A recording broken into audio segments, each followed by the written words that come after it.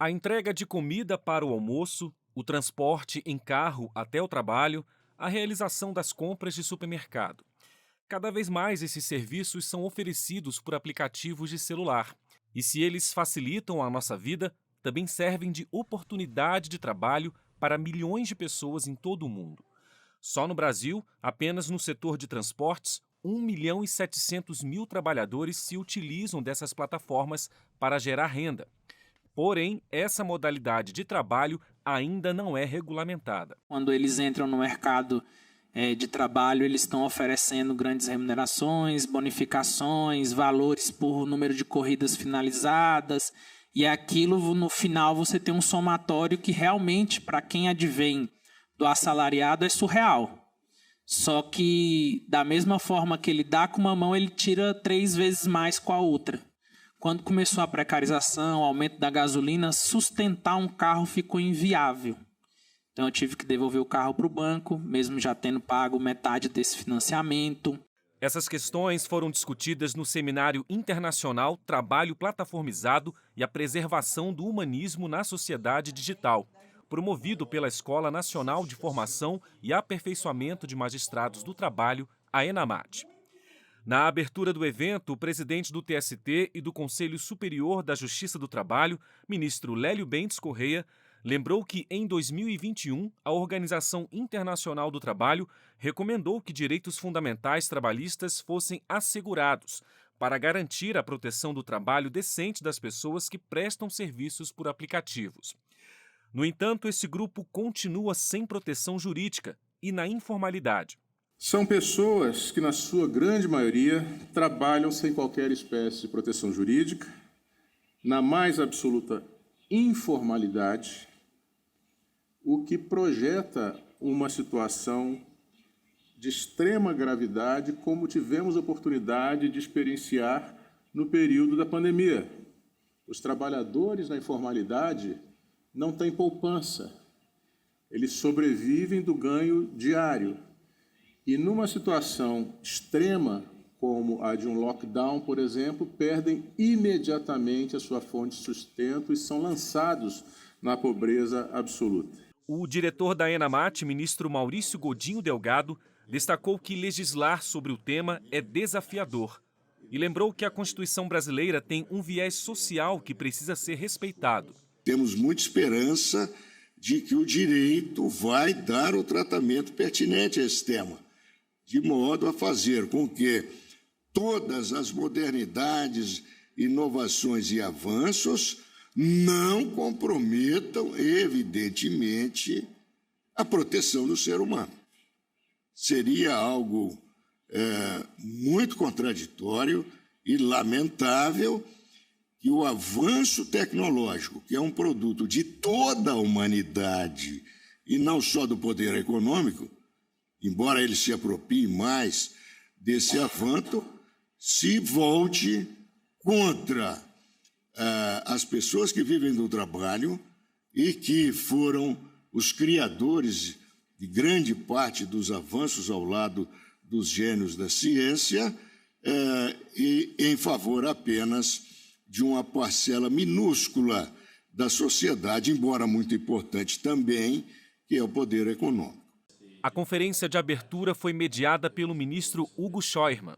A palestrante, professora Vina Dubal, da Universidade da Califórnia, apresentou dados da pesquisa Discriminação Algorítmica. O estudo constatou que as pessoas que obtêm renda por meio de plataformas digitais recebem salários diferentes pela execução de um mesmo trabalho. Segundo a professora, os aplicativos não revelam dados sobre como os valores pagos a prestadores de serviços são calculados. Ela definiu a prática como predatória e defendeu que essas trabalhadoras e trabalhadores sejam reconhecidos como empregados e não como autônomos.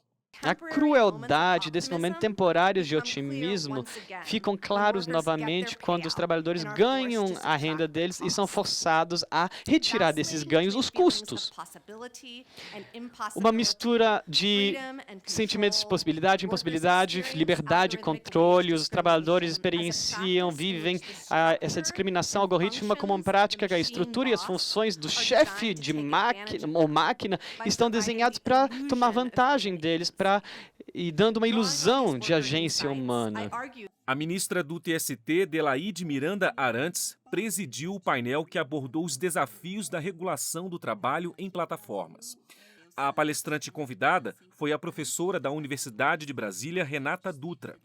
Ela afirmou que as novas tecnologias devem ser tratadas como meios de produção que exploram o trabalho humano, e não como um aparato de gestão. É por conta disso que se desenvolvem mecanismos de regulação do trabalho, mecanismos de regulação da concorrência, mecanismos de regulação para a proteção ambiental, que colocam freios, que se operam como contramovimentos a essas tendências, por vezes destrutivas, que estão presentes nos aparatos produtivos. E se a tecnologia abre possibilidades de incremento de lucro, de incremento de produtividade, ela intrinsecamente não é refratária à colocação de freios, de contramovimentos e limites regulatórios a que essa mesma tecnologia possa operar de forma destrutiva, de forma violenta e de forma perigosa para os seres humanos.